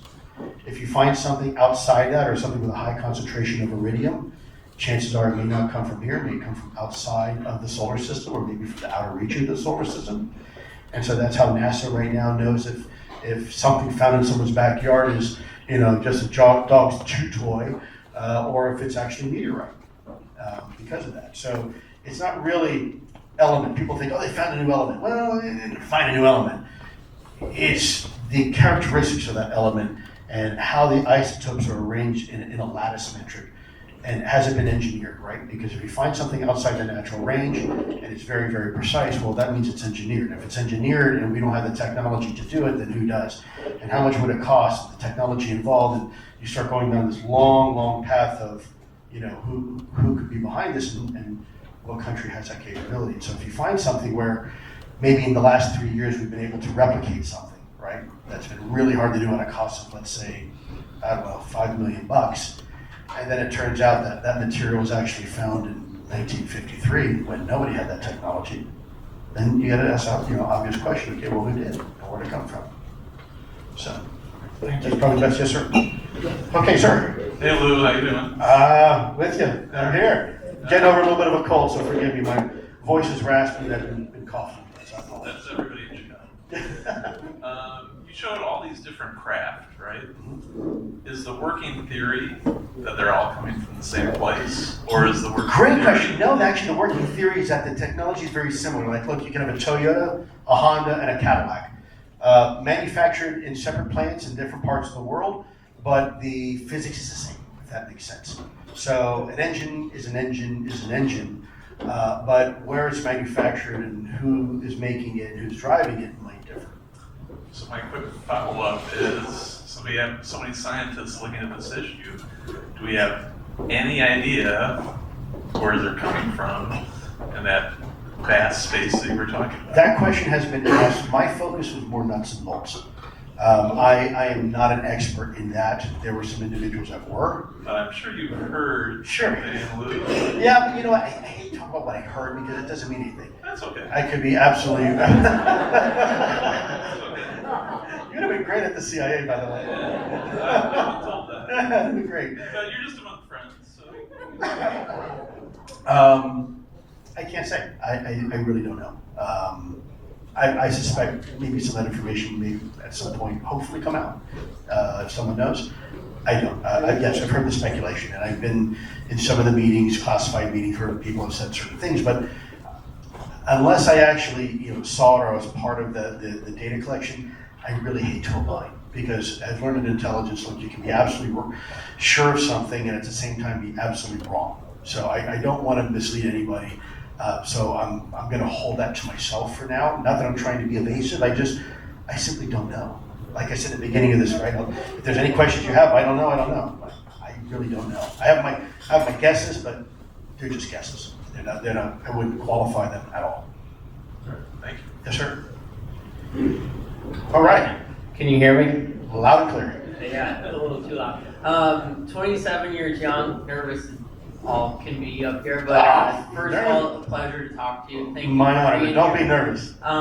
Just what's your thought of the Vatican and religion, with all you know, and how they do censor certain books and things from us in America and the world? Well, I actually visited Vatican, and I spoke to a Monsignor, one of the senior academics, not too long ago, and they told me that actually was up until the 1600s sacrilegious for anybody in the Catholic faith to say that human beings were the only intelligent life forms in the universe, because that put artificial dominion over what God can and can't do. And so they said God can do whatever He wants or it wants to do.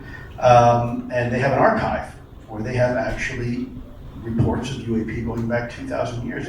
There was a scroll that was put out, and it was written in Latin, and they talk about, it was a conversation between a Roman soldier and a Roman general, where they talk about, the Roman shield, they call it eclipse. Think of eclipse, think of the sun, the shape of the sun. They talked about these flaming Roman shields in the sky that would follow them from battle space to battlefield to battlefield. There was also the Nuremberg incidents in the 1500s that the Vatican was very well aware of. This last Pope said, hey, there could absolutely be intelligent life in the universe. Doesn't have to only be here. So I think the Vatican is already showing a lot of effort leaning forward and preparing people to say, hey, look, the reality is this might be an awfully complicated. I think they learned their mistakes from Galileo. Let me just say that. So. Well, thank you so much. My honor and privilege. Thank you. Great question. Hey, Lynn. Hi. Hi. You got your book, right? I got my book. Okay. I'm here with my sister, too. She is a massive Chris Mellon fan. It's a huge crush. I am, too. Yeah. I don't have a crush on him, but, well, maybe I do. I don't know. That's not my question, though. I have like 5,000, so I have to pick my top 3 and then get a little juicier for you. So I'm reading a book by Dr. Michael Salla. Have you heard of this? Are you talking about... Army Insider Missions. So I know a Salas from he was a missileer and who encountered the UAP incident over the nuclear missile base. Is that the same Roberts? I'm thinking Roberts. No, I don't think it's this guy. Anyway, the point is he's got a source that supposedly is in the military that has gotten permission from his military officers, and this is his 3rd book, and claims to have done off-world missions on other planets like Venus, Saturn, 20 and back missions. Solar Warden talks about space arcs, underwater bases. I'm wondering if you could comment. Okay, that's a lot to unpack. So I'll get to underwater bases in a minute. But let's talk about a little bit about what you said about sources. I'm a former intelligence officer, senior intelligence officer, and I dealt with sources all the time. I ran them all over the world. Counter-narcotics, counter-espionage, counter-terrorism. I'm always wary when someone says, I have a source. For me, all my sources on this topic have all come out for you to talk to. Anybody can talk to and ask a question to. They've testified before Congress. Anybody can say, I know somebody, I've got a source. Well, if you got a source and they're serious, they got permission to talk about it, then talk about it. Why use a proxy, right? Get your butt on a stage and show your academic vitae or your resume, prove who you are, and then have the conversation. Why hide? Why go through anonymous sources and things like that? So I'm very wary of that. It's like, I got a buddy that can sell you a Rolex watch for a really good price, right? I always kind of worry about that. Now, when you talk about underwater bases, people have always asked me, well, Lou, are they from outer space? And I've always said the same answer. They can be from outer space, inner space, or the space in between. We just had a conversation here about how most of the universe lies in areas and dimensions that we'll never experience, right? And yet they're very real. And so I tell people with that, is it possible these things are just as natural to Earth as we are? Is it possible these things are from underwater? Yes. Is it possible we're now at the point technologically where we can interact with these things? Yes, that's a possibility. Can they be from out there? Yes, that's a possibility too. So, and this is why USOs are such a big deal, which are unidentified submersible objects, because the Navy has been detecting these things for a long time. They have a program called the Fast Mover Program that actually focuses on detecting USOs.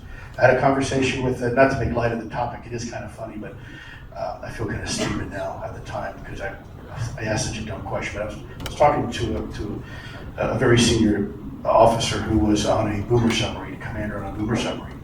And these are huge. These things are like 600 feet underwater. They're huge. Think of a skyscraper sideways underwater, right? That's a boomer class submarine.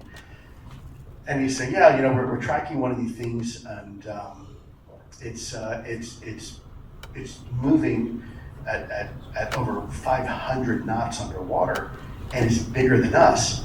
And I just instinctually, I just asked him, red flags, and I'm like, well, what'd you do? And he looked at me with a straight face. He said, we go around. we don't go to it. Which, you know, obviously you look down like, yeah, that makes sense. You're right. I do the same thing. But it's nothing new to the Navy. We know about these things for quite some time now. What they are, couldn't tell you. But anyways, I like your shirt there, partner. Thank you. Recognize it. So, all right, sir. Hi, Lou. Thank you, first of all, for coming to Chicago and for testifying. Love Chicago. Always have. And for testifying in front of Congress. My question is basically, again, you said you're a nuts and bolts guy. I know that your task force at the Pentagon was focused on data you could retrieve from modern aviation incidents like the F-18 incidents, other things that have happened around the world.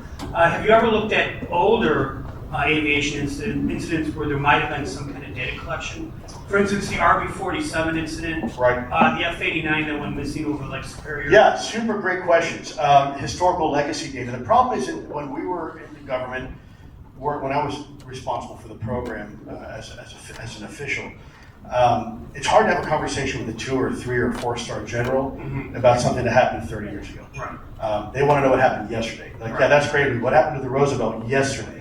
Why am I getting all this flash traffic? Explain me this, right? I don't care about what happened 10 years ago. I want to know what happened now. So most of our effort was focused on the here and now incidents, not the historical legacy stuff. But let's face it, we've got a lot more data. People don't realize, oh, well, you got some cameras and you got some stuff. No, we have stuff called hyperspectral technology, right? We've got capabilities that are far beyond what most people even know we have. And it's not just an airplane taking a picture, right? We've got assets everywhere, right? We've got low Earth orbit assets. We've got MEO, HEO assets. We've got assets that are airborne. We've got some very sophisticated ground-based assets. We've got all sorts of stuff, which unfortunately can't talk about. But these capabilities, some of them lie in the hyperspectral range, which is beyond, right? You can get a lot more data than, remember, we're looking at that slide. The reason why I put that up there, you can look at a pretty picture, say, oh, that's great. Now look at it in a different frequency, and all of a sudden a whole new picture and pattern is painted before you. And that is the type of capability we leverage in the intelligence community. It's not just looking at an object. You can see a lot more. Sometimes you can see, ionization trails. A lot of these things are ablative. Some of these things can do, you can detect atmospheric ionization and see where the things are coming in from, how they're operating, telemetry, trajectory, things like that. It's a very comprehensive approach. The problem is, where we lack is what we call intra-domain, where we're really good at seeing things in space, we're really good at things seeing in our atmosphere. We're not really good at tipping and queuing and seeing things going from one to another, or things that are going from our atmosphere then underwater. And that's really where we go to improve our capabilities. Okay, and just one really quick follow-up. Have you ever come across any information or testimony to the effect that pilots or aircraft might have been lost in relation to UAP events? And again, I go back to, I'm sure the F-89 incident that you're probably... No, we have. Yeah. We have. There's a few. Okay. I mean, there's a few that we call head scratchers. There's a few. Oh, thank you very much. Yes, sir. Sir. Welcome, Lou. Thank you. Again, love Chi-Town, love Chicago. Great to hear that. Quick question. You turned me on to one of my favorite short stories, Chain of the Seas. And I have a question for you. So there's 3 themes in that book that I think about. You got UFOs that land on a planet, and they almost treat us like we're not intelligent and walk right through us.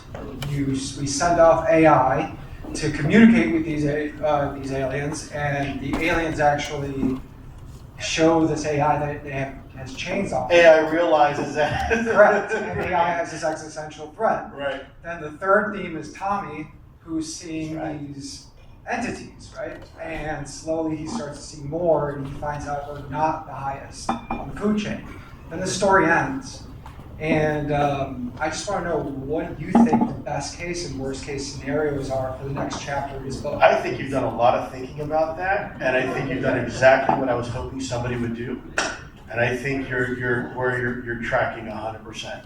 I think at this point your opinion is just as important as mine. I don't think you can need my opinion. Yeah, you have You have followed that breadcrumb to its logical conclusion, so bravo to you. Yep, good job. And I mean it sincerely. I'm not trying to avoid a question, folks. I'm not being evasive. He's asking me something that, if you know what he's asking and where it's coming from, you would understand it. You have done well with that. Thank you. I'm impressed. I mean, truly, I am. You've done your homework. I surely have. Yeah? Great. I think you know where I stand. I think I've said this before, right? What happens when human beings realize we're not the apex predator, right? We're not the alpha species. We're not the top of the food chain. Look, it's a fact, 70,000 years ago, we were not at the top of the food chain. We were kind of somewhere in the middle. We were being eaten by lions and bears all the time, and we were just part of the food chain. And something happened. Something happened to our species that propelled us very quickly, in really an evolutionary time, a blink of an eye, and put us at the very top. Now, what was it? Was it the invention of tools? Was it the ability to manipulate the opposable thumb and do things now? Or was it maybe a development in the frontal cortex that gave us that leapfrog? Something happened, right? And now all of a sudden we assume we're at the top of the food chain. But what happens when we realize we're still not at the top of the food chain, right? We still are not. Look what happens when a hurricane comes rolling through. We think we have control of everything, and we were masters of your universe until the hurricane comes rolling through, and now we don't have any electricity and transportation. Now everything goes, society, the fabric of society begins to implode, right? This only works as society because we all have a social agreement that this works and rules and laws apply. But look, I've been in warfare. I know how delicate and fragile this is, this agreement, this social contract we all have. And, there's things out there that can disrupt that. Imagine the impact in society, realizing that, hey, maybe we're not as great as we thought we were. So, great question. Was not expecting that. Sir. Hey, Lou. Thank you for being here. My privilege. So I'm another educator in the crowd. So thank you for your service. Thank you for the show. A very smart man said, about 2,000 years ago actually, that the greatest society is but one generation away from utter ruin. And it doesn't matter how much resource you have, it doesn't matter how much, at the time it was wood and timber and stuff like that, it doesn't matter how much oil and gold or anything you have as a nation. What's most important, the greatest asset that any nation can have is its next generation. And if you don't invest in it, you're going to lose it all anyways. So thank you for what you do. Thank you, and I believe that. And relatedly, so, I'm a middle school social studies teacher. Before I was a teacher, I was a journalist for 6 years. And in both careers, something that I've really been hyper fixated on is this tendency for people today to just talk past each other. Adults, kids, whatever, living in different realities.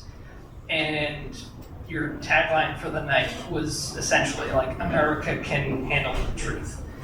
And I would love to believe that. I really, really want to believe that.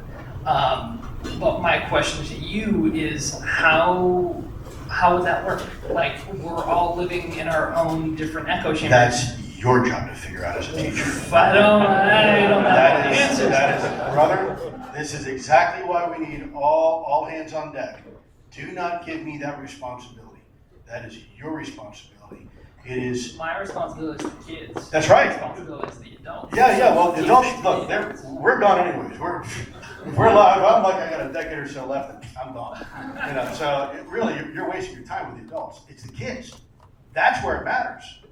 That's where we need to focus our attention on, right? And don't teach them what to think. Teach them how to think. I don't care if you agree with me or disagree with me. Just use that gray matter between the ears. And that's the job we're supposed to do as educators. Don't teach these kids from a textbook, A, B, C, D, and E. Teach them how to read, teach them how to learn, and let them ask the questions themselves, right? And that's how you educate. There's a difference between teaching a lesson and actual education. There's a lot of teachers, not a whole lot of real educators, right? And that's what we need to do. And that answer, my friend, my generation screwed this up bad enough. You don't want my advice. Because we're here today because we didn't handle this right. You know, it's your generation and your job to teach the next generation how to handle it properly and not make our mistakes that we made, because we made a lot and we're still making a lot, right? So as much as I appreciate that question, how would I, don't ask me that.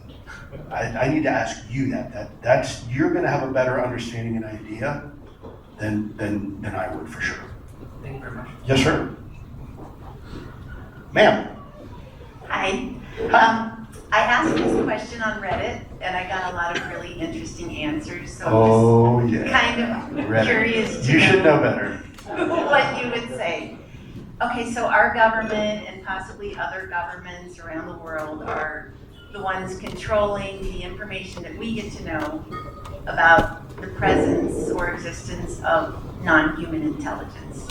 And my question is, I can't understand why this advanced intelligence species, or whatever it is, would go along with this story.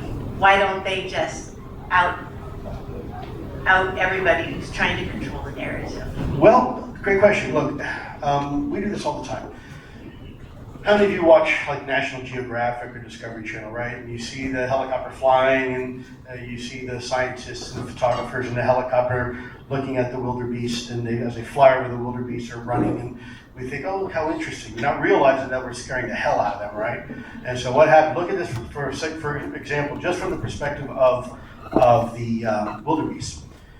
All of a sudden, something is flying in the sky, making a whole lot of noise, scaring the hell out of you. You all start to run in a panic.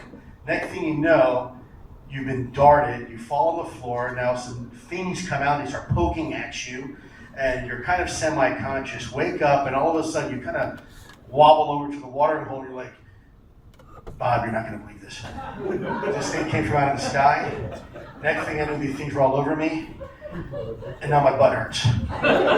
Whoa. Look, do the scientists really care what the wildebeest think? No, right? Do we really care much about how the animals respond to us? Are we doing something? There's cases where you go to China, you get a silly panda suit,